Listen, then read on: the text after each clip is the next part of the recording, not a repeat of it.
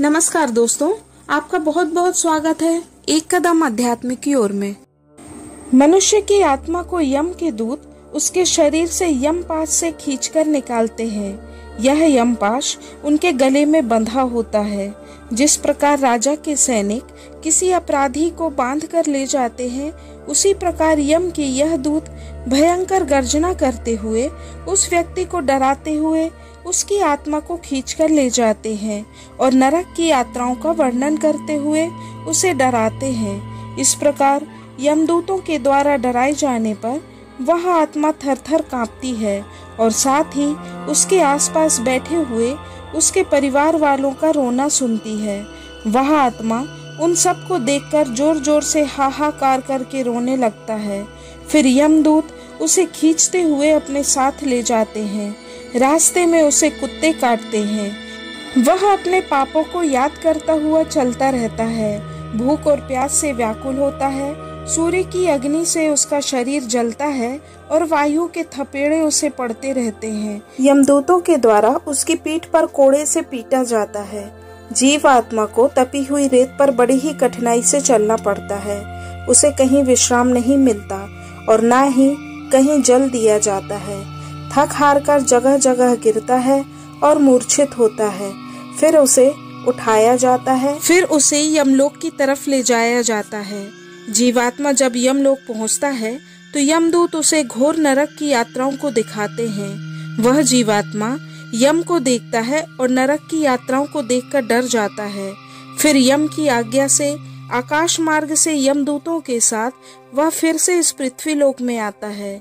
मृत्यु लोक में आकर वह जीवात्मा फिर से अपने शरीर में प्रवेश करने की कोशिश करता है, परंतु यमदूत उसे पकड़कर यम पाश में बांध लेते हैं। वह भूख और प्यास से पीड़ित होकर रोता रहता है। वह पापी जीवात्मा उसके पुत्रों के द्वारा दिए हुए पिंडदान को प्राप्त करता है तो भी उसे तृप्ति नहीं मिलती। फिर भी वह भूख और प्यास से व्याकुल ही रहता है। जिनका पिंडदान नहीं होता वे प्रेत रूप में सैकड़ों हजारों सालों तक घूमते रहते हैं। सैकड़ों करोड़ सालों तक वह इसी तरह प्रेत योनि में भटकता हुआ फिरता रहता है। जब तक वह जीवात्मा अपने पापों के कर्मों को भोग नहीं लेता, तब तक उसे मनुष्य का शरीर दोबारा प्राप्त नहीं होता। हे गरुण, इसलिए पुत्र को चाहिए कि वह 10 दिनों तक प्रतिदिन पिंडदान करें। वे पिंड प्रतिदिन 4 भागों में बांटे जाते हैं। उनमें से 2 भाग तो प्रेत के शरीर को बनाने के लिए होते हैं, तीसरा भाग यमदूतों को प्राप्त होता है और चौथा भाग उसे जीव को आहार प्राप्त होता है। 9 दिन और रात तक पिंड को प्राप्त करके उस प्रेत या उस जीवात्मा का शरीर बन जाता है और 10वें दिन उसे बल की प्राप्ति होती है। हे गरुण, मृत व्यक्ति के शरीर के जल जाने पर पिंड के द्वारा पुनः 1 हाथ लंबा शरीर प्राप्त होता है, जिसके द्वारा वह प्राणी यमलोक के रास्ते में शुभ और अशुभ कर्मों के फलों को भोगता है। पहले दिन जो पिंड दिया जाता है उससे उसका सर बनता है, दूसरे दिन के पिंड से गर्दन, इसी तरह 9 दिन तक जो पिंड दिए जाते हैं उससे उसके शरीर के एक एक अंग विकसित होते जाते हैं। इस शरीर को प्राप्त करके जीवात्मा भूख और प्यास से पीड़ित 11वें और 12वें दिन भोजन करता है। 13वें दिन यमदूतों के द्वारा बंदर की तरह बंधा हुआ वह प्राणी अकेला उस मार्ग में जाता है। हे गरुण, मार्ग में मिलने वाली वैतरणी नदी को छोड़कर यमलोक के मार्ग की दूरी 86,000 योजन है। वह प्रेत रोज 247 योजन चलता है। यमराज के दूत उसे अपने पाश से बांधकर उस पापी जीव को लेकर जाते हैं और वह पापी जीव रोता हुआ अपने घर को छोड़कर यमपुरी को जाता है। यम मार्ग में कहीं भी वृक्ष की छाया भी नहीं है जहाँ प्राणी बैठकर विश्राम कर सके। यम मार्ग में कहीं अन्न भी नहीं है जिससे वह अपनी भूख को शांत कर सके। कहीं जल भी नहीं है जिसे पीकर वह अपनी प्यास बुझा सके। वहाँ ज्वालामुखी की तरह 12 सूर्य तपते रहते हैं।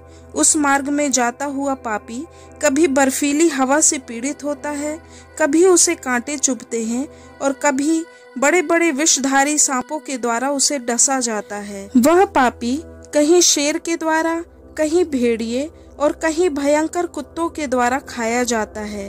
कहीं उसे बिच्छू डसते हैं तो कहीं उसे आग से जलाया जाता है। चलते चलते वह कभी अंधे कुएं में गिरता है तो कहीं ऊंचे पहाड़ से गिरता है। कहीं उसे चाकुओं की धार पर चलना पड़ता है तो कहीं उसे कीलों के ऊपर चलना पड़ता है। कहीं घने अंधकार में गिरता है तो कहीं अति गहरे जल में गिरता है। कहीं जोंक से भरी हुई कीचड़ में गिरता है, कहीं रास्ते में धधकते हुए अंगारे होते हैं, उनके ऊपर से चलना पड़ता है।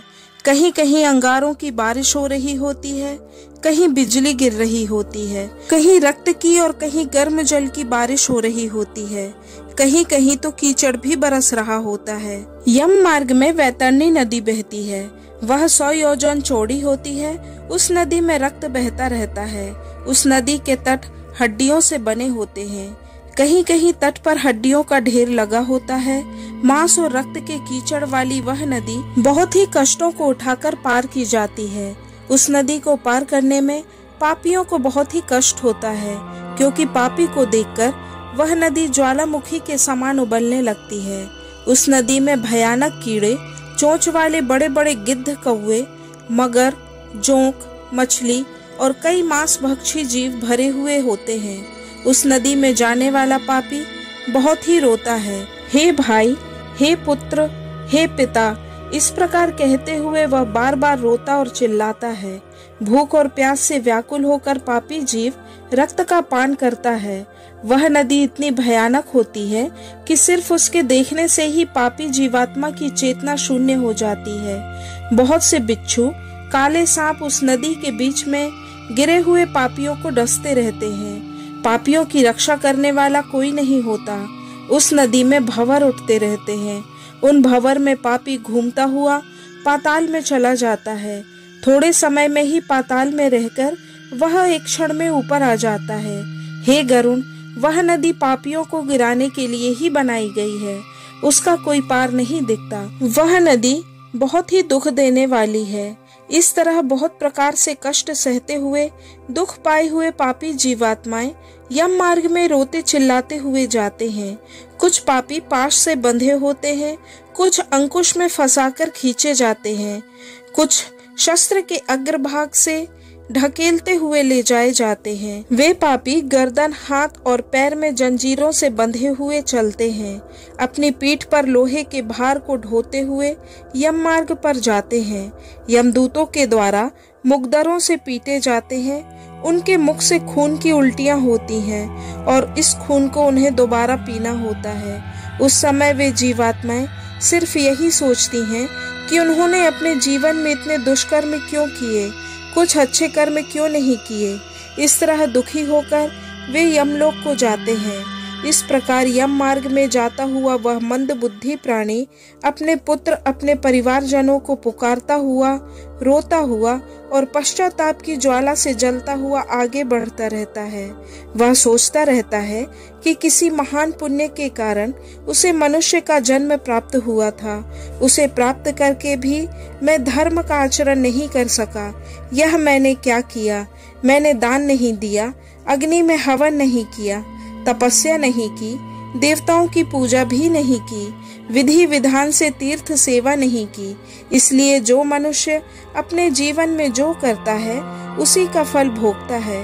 भगवान विष्णु गरुण को समझाते हुए कहते हैं, मनुष्य, तुमने ब्राह्मणों की पूजा नहीं की, देव नदी गंगा का सहारा नहीं लिया, सत्पुरुषों की सेवा नहीं की, कभी भी दूसरे का उपकार नहीं किया। हे जीव, तुमने क्या किया? अब उसी का फल भोगो। मनुष्य और पशु पक्षियों के लिए कभी सूखे प्रदेश में जलाशय का निर्माण नहीं किया। गांव और ब्राह्मणों की सेवा के लिए थोड़ा सा भी प्रयास नहीं किया। तुमने जो किया है उसे ही तुम्हें भोगना होगा। तुमने कभी दान धर्म नहीं किया, गांव का पालन पोषण, उनकी सेवा नहीं की, वेदों और शास्त्रों के वचनों को नहीं माना, पुराणों को नहीं सुना, विद्वानों की पूजा नहीं की। इसलिए जो तुमने पाप किया है उसका फल अब तुम्हें भोगना ही होगा। इसी प्रकार नारियों की जीवात्मा भी पश्चाताप करते हुए रोती रहती है। दोस्तों, यह गरुड़ पुराण का दूसरा भाग था। तीसरा भाग बहुत ही जल्द आएगा। तब तक थोड़ा इंतजार करें और देखते रहें एक कदम आध्यात्म की ओर। धन्यवाद। जय श्री राम।